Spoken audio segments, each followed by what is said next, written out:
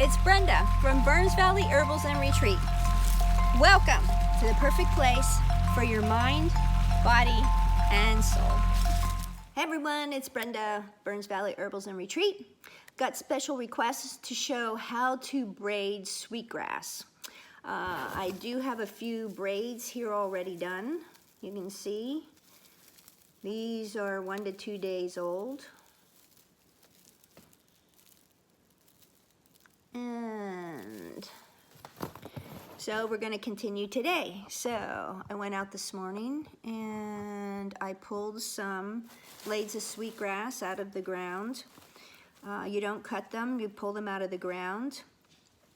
Then what you do is you count out 21. All right. Then what I'm going to do is I'm going to try to line up the ends closer together. Pull off some of the dead miscellaneous blades. Then I'm going to take a blade, a shorter blade. I'm going to wrap it around the base and tie it. See the knot? And then I'm going to start braiding.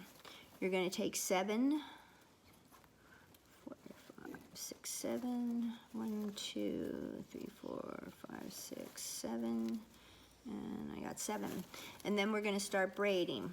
And you can braid by going over the top, going underneath, however you like to braid. Today I'm going to go over the top. And while you're braiding, you're going to think or say out loud, mind, body, spirit. Mind, body, spirit. Mind, body, spirit. Sweetgrass has been used for ages by the indigenous to bring positive energy in many ceremonies. It has a very light, sweet vanilla smell when it's burning. And you don't have to burn a whole braid at one time. You can start burning it and then smudge it out and restart it later. Now, at this point, many people will have taped the ends down to keep it sturdy. What I do is I put them between my knees and then I braid. So, and you want to keep your braids separate so they don't get all tangled. So, you go up so far, and try to include the smaller ends because then you have less to cut off at the end.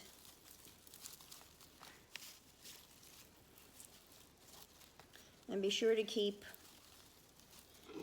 your braids free on your loose end, or they can get very tangled and hard to open.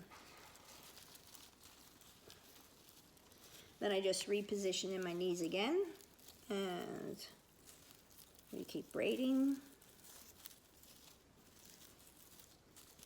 I like to keep a lot of tension on it, so I have a tight braid.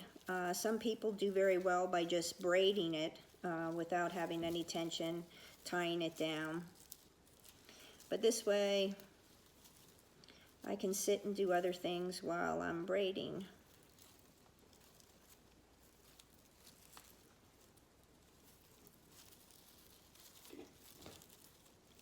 And you always have ends that are a whole lot longer than others. You could take the time to try to pre-measure up your strains of grass or blades of grass, but I don't think that it's worth it. Then, when you get near the end, my one braid was a lot shorter than the others. Shh. And then I just tie a knot at the end. And then trim.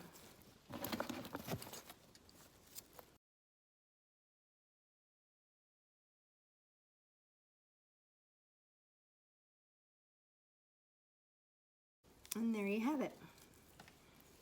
Sweetgrass blade, braided. Now just let it sit, if you can, on a rack for a couple days until it dries, and then it'll be ready to burn. and it'll join the rest of these. Have a great day. Like and subscribe.